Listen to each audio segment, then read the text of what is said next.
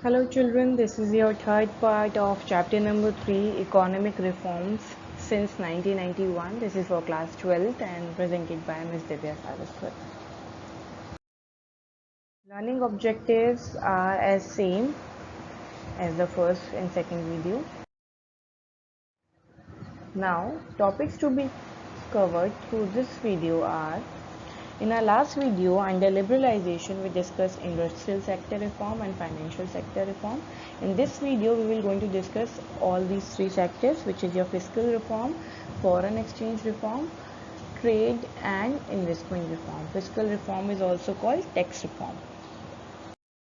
So start from the fiscal reform or tax reform. As we know, like we have to pay tax to the government for as a revenue or for the development of our economy or the country also. So tax reform are concerned with the reform in the government's taxation and public expenditure policies, which are collectively known as fiscal policies. ठीक है, जो भी हम tax government को पे करते हैं वो अंडर फिस्कल पॉलिसी के आता है. There are two types of tax, direct and indirect. Direct tax जो हम directly government को pay करते हैं, such as income tax, house tax, corporate tax, ये indirectly government को pay करते हैं.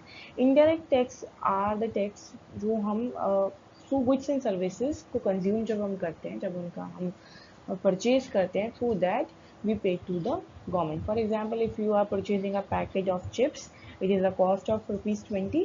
In 20 rupees, 18 is your marginal cost of chip and 2 rupees is of your tax. ठीक है, this is you are paying indirectly to the government. जो भी आप goods and services market में जाके purchase करते हो, you have to pay a indirect tax over it. Now, Parliament passed a law on Goods and Services Tax Act, which we call GST Act, जो कि 2016 में पास हुआ था और इम्प्लाई इफेक्ट में कब आया था? From July 2017. So why we introduced this? We introduced a unified indirect tax system in India. उसको जो unified indirect tax system था उसको more simplify करने के लिए we government introduced this GST law.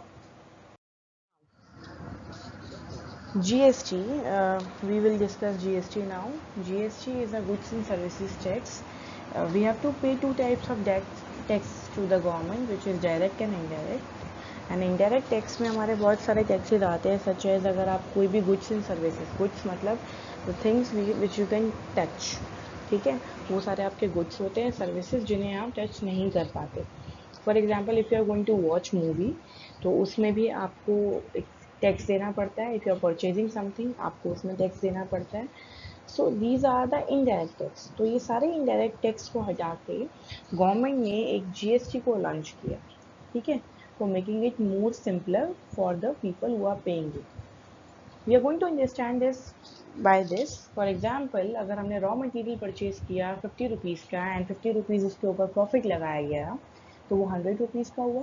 उसके ऊपर अब हमें गवर्नमेंट को 10% टैक्स देना है, तो 100 रुपीज़ का 10% इज 110. सिमिलरली नाउ 110 का वो होल सेलर के पास आया, उसने अपना 10 रुपीज़ का प्रॉफिट मार्जिन लगाया, the cost is now 120 rupees. Again they have to pay 10% of it, तो उन्होंने 12% गवर्नमेंट को पे करा, तो now the cost is 132 rupees. ये रिटेलर के पास गया. रिटेलर ने भी उसमें अपना 10 रुपीज़ अपना वैल्यू ऐड करा, विच इज़ देयर प्रॉफिट, तो 142 रुपीज़ का नाउ इट्स कॉस्ट. और 142 का 10% इज 14.2. अब जो कंज्यूमर के पास वो प्रोडक्ट पहुंच रहा है, दैट विल कॉस्ट 156.2. ठीक है. नाउ अगर हम जीएसटी की बात करें, 50 rupees the raw material cost, 50 rupees is the profit margin.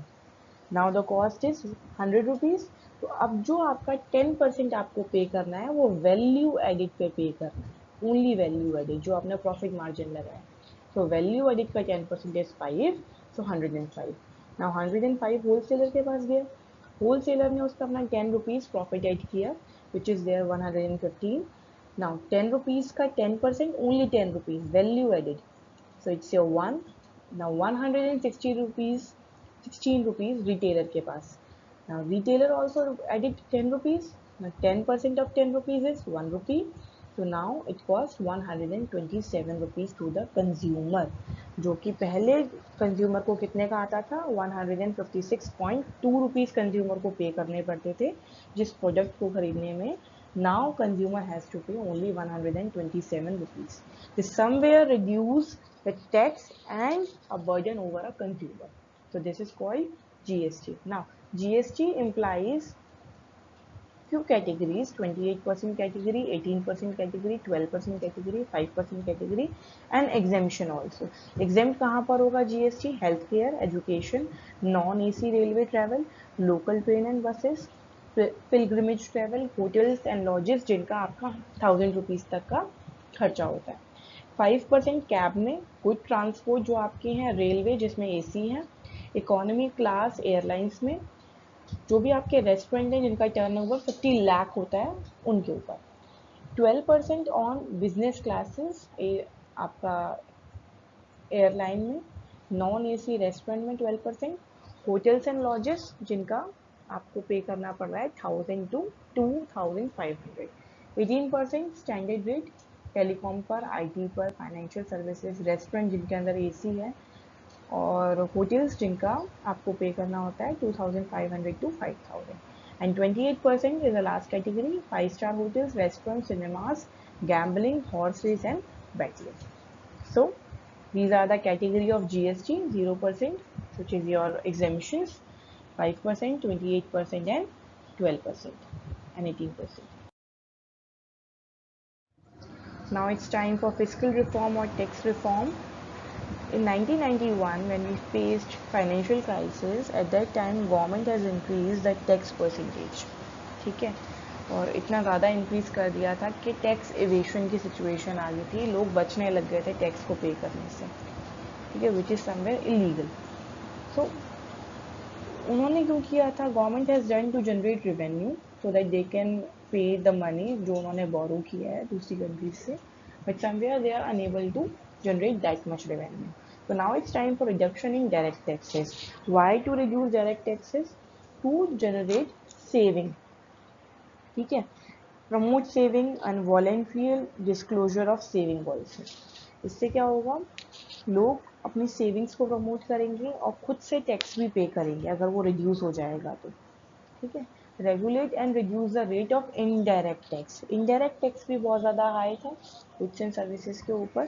So that the common national market for goods and services can be established. For this हमें reduce करना पड़ा और regulate करना पड़ा rate of indirect tax. Last one is simplifies process of taxation through GST. We read about that. GST के through हम लोगों ने tax का process simplify करा. Why do we simplify it? So that a common man can easily understand the structure of taxation. Next point is foreign exchange reform. When we read about the need of economic policy in our last video, तो उसमें हमारा एक point ये था कि हमारी foreign exchange reserve जो है वो फॉल हो चुके हैं. ठीक है, हमारे पास उस चीज़ की अवेलेबिलिटी इतनी नहीं है so that we can import petroleum also. वो हमारा फोर्टनाइट तक भी नहीं चल पा रहा था. Now it's time to increase our foreign exchange reform. How we are going to reform? By devaluating our rupee. Devaluating of rupee means to lowering the value of rupee in comparison of other currency. For example अगर मैं $1 की बात करूं, $1 हमारा India का ₹50 के equal है. And in 50 rupee we can import a single apple. ठीक है, अगर मैं उसको डी वैल्यू करके उसकी वैल्यू को लो करके 100 रुपीज़ कर दूं इन $1, now the value is 100 rupees. तो अब हमारा एक्सपोर्ट जो होगा वो इंस्टेड ऑफ 1 एप्पल हम 2 एप्पल्स को एक्सपोर्ट कर पाएंगे. और वहीं यूएस जो है वो ये सोचेगा कि इन $1 पहले मुझे एक एप्पल मिल रहा था, अब instead of 1 Apple I can get 2 apples in $1. तो हमारा जो एक्सपोर्ट है वो कहीं ना कहीं चीपर हो जाएगा जिससे उसकी वैल्यू इंक्रीज हो जाएगी. लेकिन उसका इम्पैक्ट ये होगा कि हमारा इम्पोर्ट जो है वो कॉस्टली हो जाएगा. So it somewhere promoting the export and D promoting the import. कहीं ना कहीं इम्पोर्ट को लो डाउन कर रहे हैं to making a domestic market more strong.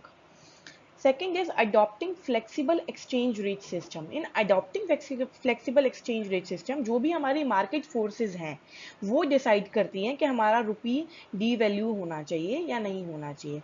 In devaluation we read about depreciation and appreciation. अगर फ्लेक्सिबल एक्सचेंज रेट सिस्टम की बात करेंगे, in flexible exchange rate system अगर आपकी रुपी की वैल्यू डाउन हो रही है that is your depreciation, and अगर वो इंक्रीज हो रही है that is your appreciation. Okay, so we have flexible exchange rate system in our country, we adopt that system, so rupee की value depreciate होती है in devaluation of rupee. Trade and investment reform. Now ये एक major reform है because इसकी वजह से कहीं ना कहीं हमारे यहाँ बैरियर्स लगे हुए थे, हमारे इम्पोर्ट को रोका गया था. ड्यू टू दिस जो फॉरेनर्स आ रहे थे वो हमारी कंट्री में आके इन्वेस्ट नहीं कर रहे थे. ठीक है, so this is the major reform, trade and investment reform. सबसे पहला इसमें आता है reduction in quota system. Quota in tariff हमने पढ़ा था, जहाँ पर हमें इम्पोर्ट में बहुत ज़्यादा हाई टैरिफ पे करना पड़ रहा था. एंड कोटा सिस्टम इज, हमने क्वांटिटी फिक्स कर दी थी कि अगर आपको परचेज करना है और इम्पोर्ट करना है then you have to get that much quantity only in a year. So we have to reduce that quota system up to a maximum limit. Second is removal of export duty. जो भी export में थोड़ी बहुत duty लगती थी कुछ items पर, वो भी हमें रिमूव करना है, हटाना है बिल्कुल. Reduction in import duty. Import duty को रिमूव नहीं करना, we have to reduce that. जो हमारा इतना हाई लगा हुआ था उसे काफ़ी हद तक रिड्यूस करना है. Now reduce in import duty so that the foreign companies can export materials in our country और हम वो इम्पोर्ट कर सकें. ठीक है, जिससे क्या होगा, हमारा फॉरेन एक्सचेंज रिजर्व इंक्रीज होगा.